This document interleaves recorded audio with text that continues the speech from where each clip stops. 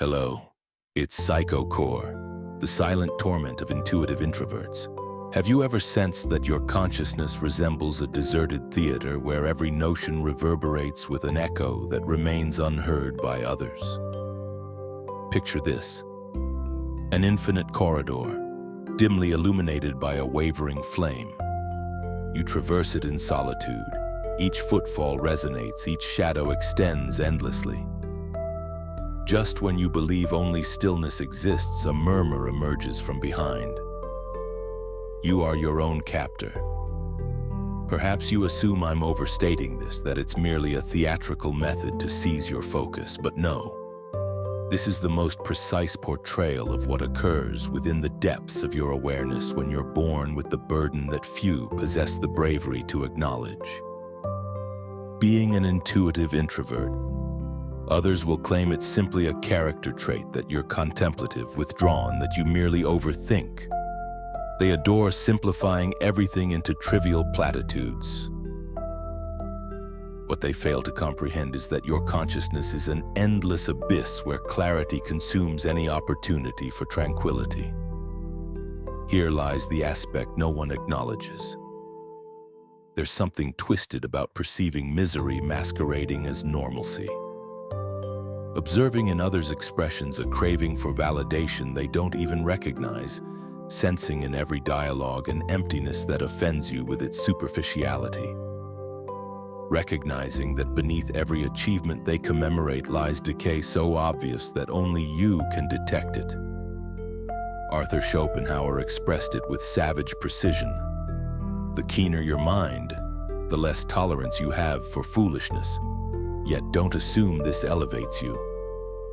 Conversely, it's the entrance to a subtle hell. While others immerse themselves in manufactured pleasures, you hemorrhage through endless questioning that never ceases. Let me speak frankly. This burden doesn't distinguish you. It renders you fragile. It strips away your ability to exist with the ease of the innocent. It sentences you to perceive everything as deception, that no discussion holds value, that happiness is a rehearsed falsehood. Even if you won't confess it aloud, you experience a terror that chills your core. The dread of realizing that perhaps Schopenhauer was correct, that existence is a pendulum oscillating between tedium and anguish. And you, with your excessive sensitivity, are ensnared precisely where the pendulum strikes most severely. Tell me this hasn't occurred to you. You're surrounded by individuals. Everyone chuckles, celebrates, exchanges tales so meaningless they nauseate you. And you, seated in a corner with a distant stare, understand deeply that you don't fit. Not from arrogance, but because your mind has witnessed what they cannot perceive. The ridiculous mechanism that maintains their entertainment while existence silently deteriorates. That represents the genuine cost of being an intuitive introvert. It isn't timidity. It isn't a preference for isolation. It's the undeniable recognition that everything is vacant. And that recognition haunts you even when you shut your eyes attempting to rest. Do you wish to know the most perverse aspect? Sometimes you desperately desire to resemble them. You long to enjoy a mundane afternoon without your thoughts repeating that everything lacks meaning. You wish you could smile without experiencing the existential revulsion that reminds you every passing moment brings you closer to your conclusion. If you believe this is hyperbole, pause momentarily and question yourself. Why are you here listening to this, seeking solutions in content that promises to discuss what no one wants to acknowledge? Perhaps because you realize something within you is shattered and no one taught you how to gather the fragments. Schopenhauer predicted it. Excessive intelligence is an executioner because it demolishes any illusion before you can savor it. People believe deep thinking is a gift. They don't grasp its agony you cannot silence.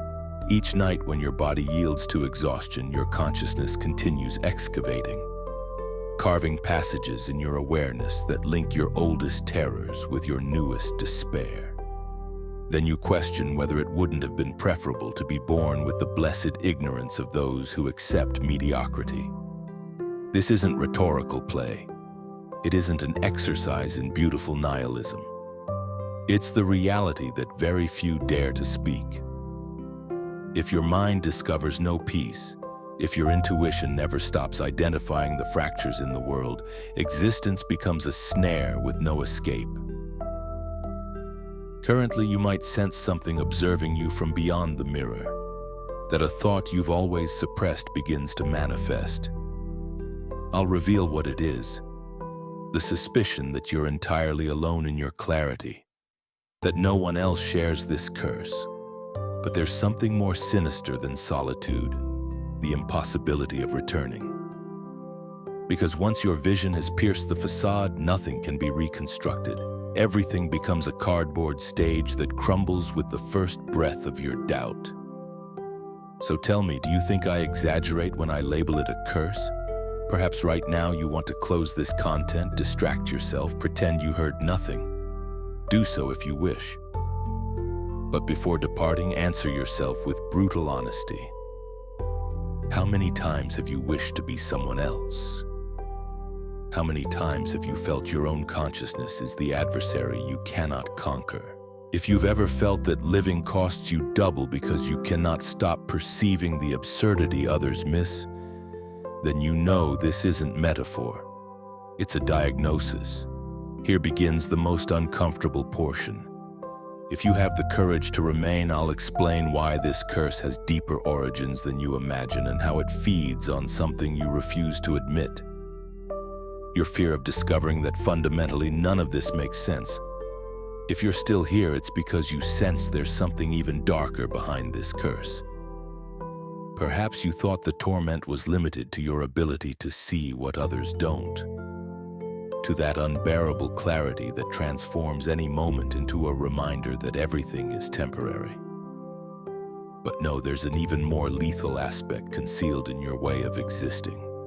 It's the trap of your own imagination.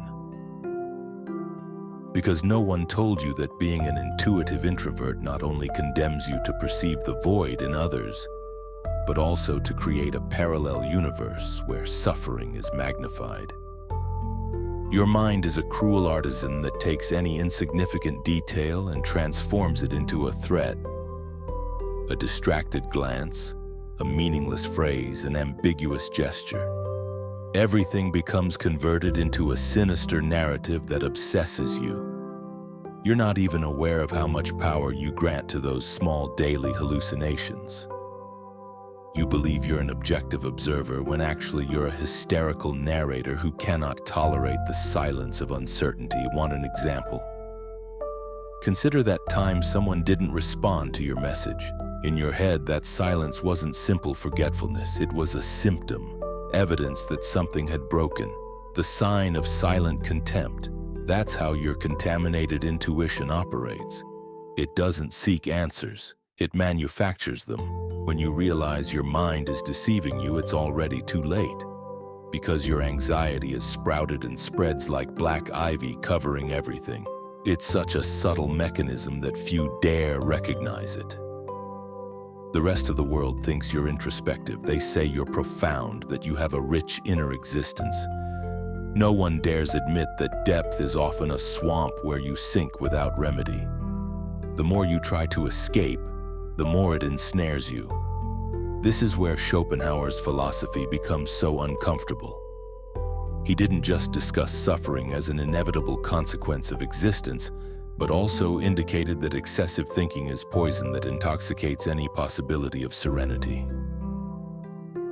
Because an overflowing intellect isn't content with understanding the world. It needs to destroy it, dissect it, expose its fragility. And you, even if you don't confess it, feel that destructive impulse every time your intuition begins to decipher what no one requested to be deciphered. You cannot help it. You cannot tolerate simplicity. You cannot stand the apparent calm of things. You always need to verify if behind every smile there's a secret tremor, if behind every kind word beats a reproach. When you discover it, When you convince yourself your suspicion was correct, you feel a twisted satisfaction, a sort of bitter relief. Because confirming your worst hypothesis allows you to maintain intact your identity as the sentinel, the one who never lowers their guard. But you know what? That attitude doesn't make you stronger. It transforms you into someone who cannot surrender to anything without distrusting it. That steals your chance to experience peace. Because even if your intuition is accurate, even if sometimes you nail your gloomy diagnosis, you always pay a price. Your inability to accept that something sometime can be genuine. Most people sink into trivial distractions. You sink into your own theories. You believe that way you have control. That by anticipating disappointment, you protect yourself from pain. But what you really do is accelerate suffering, turning every experience into a charade where you've already foreseen failure before even attempting. If you still think I'm exaggerating, remember how many opportunities you've missed because your imagination convinced you everything would go wrong.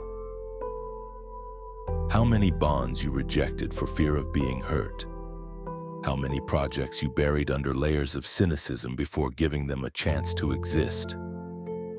There's something especially poisonous in this mixture of introversion and lucidity. You always find arguments to justify your withdrawal. You will always have an elegant excuse for not taking risks. When life demands presence from you, when someone asks you to cross the threshold, your mind recites the same refrain. It makes no sense. But what if the real nonsense is always staying on the sidelines? What if your hypertrophied intellect is just an excuse not to participate? It's more comfortable to dissect life than to live it. It's easier to point out everyone's flaws than to accept the uncertainty of belonging. The hidden curse isn't only perceiving what others ignore, it's also creating a poisoned narrative where everything is doomed from the start. It's thinking your lucidity is a shield when in reality it's a chain. The worst part is that every time you tell yourself everything is meaningless, you reinforce the only story you know how to tell, that of inevitable failure. If you're still here, if you keep listening to this voice that won't leave you alone, maybe it's because deep down you suspect your way of seeing the world isn't a sign of wisdom, but a symptom of fear. The fear of getting involved, of making mistakes, of accepting that no matter how much you observe, you can never control every variable. That, my friend, is the most dreadful thing of all. Because while you thought your intuitive capacity made you invulnerable, life reminded you that nothing hurts more than living trapped in a mind that never rests. A mind that examines everything but never finds peace. If you ever feel you cannot continue, that your own intellect becomes a monster devouring your energy, remember that Schopenhauer didn't write his ideas to destroy you. He wrote them so you would understand suffering is inevitable, but resignation doesn't have to be eternal. The challenge isn't to turn off your lucidity. That would be impossible. The challenge is not to let your imagination, with all its sharpness, decide for you what deserves to be lived and what doesn't. Because as long as you keep giving that power away, as long as you keep listening to that voice that always suspects everything, you will remain the most sophisticated prisoner there is, a jailer of yourself who confuses vigilance with freedom. Now breathe. Look around you. Ask yourself if you're not at this very moment about to invent another theory to justify your isolation. Maybe it's time to accept that your intuition isn't always a compass, but sometimes a sentence. The question is, will you keep obeying it? While you ask yourself that, you may start to notice something even more disturbing. That your mind not only isolates you from others, but also separates you from yourself. Because when you spend so much time analyzing, anticipating, and doubting, you end up becoming a stranger who watches their own life from a distance. You have become a spectator of your existence, a silent witness who contemplates everything with a mixture of contempt and exhaustion. Have you realized how many days you live without truly inhabiting yourself? You rise, go through the minimal rituals, fake interest in predictable conversations, pretend to care about things that deep down you don't. And meanwhile, a part of you watches silently, repeating that poisonous litany, "This is all theater." Maybe you're right, but what do you gain from that certainty? Does knowing that most live, wrapped in fictions make you freer? Or does it just sink you deeper into your own indifference? This is the part almost no one mentions. Being an intuitive introvert not only makes you see the absurdity in others, it also forces you to recognize the farce in yourself. That mirror is the cruelest of all because you cannot lie to yourself when you know how lies work. You cannot sustain the illusion when you know every seam. So you start living with that ironic distance that both protects and annihilates you simultaneously. The irony is that although your intellect dissects everything, there's one question you always evade. What would happen if you let down your guard? If you allowed something, anything, to get through you without filtering it, without anticipating its end, without interpreting it as another symptom of a rotten system? Would you be weaker? Or maybe you'd discover a part of yourself that has been waiting too long for permission to manifest. Here appears another face of the curse no one warned you about. The inability to give yourself. Because when you have trained your mind to suspect everything, even beauty seems suspicious. Joy feels uncomfortable. Others' enthusiasm sounds like naivety or a lie. So you take refuge in sarcasm that seems like intelligence but is really a fear of being exposed. Tell me you don't recognize yourself in this ritual. Someone shares with you a dream, a project, a love, an illusion, and you politely nod, but inside you're already making a diagnosis. They're fooling themselves. This won't work out. In the end, it will break. Maybe you're right. But that lucidity, no matter how much you boast about it, is also a coffin because it robs you of the possibility of getting involved, of contaminating yourself with the passion of another human being, even if only for a moment. The worst is that this inability to give yourself isn't accidental. It's a defense your mind has perfected with discipline. Because when you feel too exposed to pain, your most effective strategy is emotional paralysis. Letting everything pass through a clinical filter, not allowing anything to truly penetrate. That way, nothing can hurt you, but neither can anything transform you. While you repeat this pattern, your life becomes smaller and smaller. Safer, yes, but also more sterile. You become an expert in observing, judging, anticipating. But you have forgotten the essential, that none of that is living. That all that constant vigilance is just a sophisticated way not to feel. Here is the part that will hurt you the most to accept. Your lucidity doesn't make you special. It makes you lonely. Not that chosen solitude that nourishes inner growth, but a dry, mechanical solitude where nothing blooms anymore because you have decided everything is a mirage. Maybe you think I exaggerate, but answer honestly. When was the last time something, an idea, a person, a place, truly excited you without your mind reducing it to a potential disappointment? When was the last time you allowed yourself the innocence to get involved unconditionally? That is another secret torment of being an intuitive introvert. Your extreme sensitivity made you distrust everything. Over time, that distrust stopped being a resource to protect you and became your identity. You no longer know how to live any other way than with skepticism as your banner. In that skepticism, you found refuge and also condemnation. Now I'll tell you something that might bother you more than everything else we've said. Your intuition doesn't always tell you the truth, because the mind, when fed only by its own fear, ends up interpreting the world as a hostile place even when it isn't. Then the most tragic thing happens to you.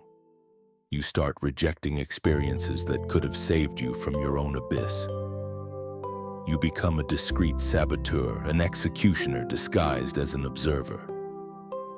The more time you spend in that role, the more you convince yourself there is no way out. Because intellect will always find an argument to justify paralysis. It will always have a lucid analysis telling you why it's better not to try, not to feel, not to trust. So you sink little by little into a sea of certainties that don't nourish, they only destroy. But here is where everything changes. Here is where your story can take a different path. Because even if your mind insists on proving everything is useless, you still have the last word. You can keep living like a spectator who never gets involved, or you can start questioning that voice that always predicts disaster. Because hard as it may be to believe, that voice isn't the only version of you. What if one day you decided that your lucidity doesn't have to be a prison? What if for once you dared to live without guarantees, without anticipated diagnosis, without that wall of irony that prevents you from feeling? What if you recognize that behind all your skepticism, there's a desperate hunger for authenticity? Maybe then you would discover that true courage isn't distrusting everything. True courage is opening yourself up, knowing you can lose, allowing something to matter to you enough to hurt. Because if you have understood anything living with this curse, it's that life isn't about understanding it. Life is made to be lived, even if your mind writhes in discomfort. While you listen to this, maybe you feel something inside you beginning to stir, a part of you that has been anesthetized for too long. Let it wake up. Because believe it or not, it's still there waiting for you to give it back the right to feel. When you listen to it for the first time in a long time, you will feel a different vertigo. The vertigo of being alive. While that vertigo runs through your chest, maybe you start to understand something you always intuited but never dared to accept. That the lucidity you have so revered is only part of your nature, not its entirety. That your sharp intellect, your capacity to anticipate, dissect, and suspect is a powerful tool, but also a knife you have stabbed yourself with too many times out of fear of living unarmored. Look at yourself now, listening to these words that pull you out of your lethargy, feeling a mix of discomfort and curiosity you don't know how to classify. Because something inside you is breaking. It's not your strength, but that false certainty that everything must be understood before being experienced. I want you to imagine for a moment another scene, a place where you allow your intuition to be an ally, not a jailer, where you choose to participate even knowing you might fail, where you give yourself the chance to get involved without measuring every step with the precision of a surgeon. Maybe, just maybe, you'd discover that behind all this caution, there isn't a superior instinct, but a deep fear that something real might happen and change you forever. Because, and here's the secret few confess, there's something scarier than disappointment. The possibility that something authentic happens and forces you to abandon your old identity. You have built so long on that identity of the lucid observer that you don't know who you would be without it. But let me tell you something your mind will hate. Maybe you are much more than that ironic narrator who feeds on disenchantment. Maybe beneath all those layers of skepticism, there's still a being capable of wonder, capable of feeling without shame, capable of believing, even if only for a second, that existence isn't just a rehearsal of suffering. So here we are, you and me, at the end of this journey that began with an uncomfortable whisper and ended up being a mirror you didn't expect to look into so closely. Maybe you have felt anger. Maybe you have laughed bitterly. Maybe right now you have a lump in your throat, because you know every word has aimed exactly at the place you've always tried to protect. That's good, because only when something truly hurts you does movement begin. I want you to take this with you. You are not your intuition, nor your intellect, nor your capacity to dissect reality. You are the space that exists before all that appears. You are that consciousness that can still decide what to do with its lucidity. You aren't condemned to perpetual solitude. You aren't forced to live in a theater where everything is a lie. You can choose. Even if your mind tells you it's impossible, you can.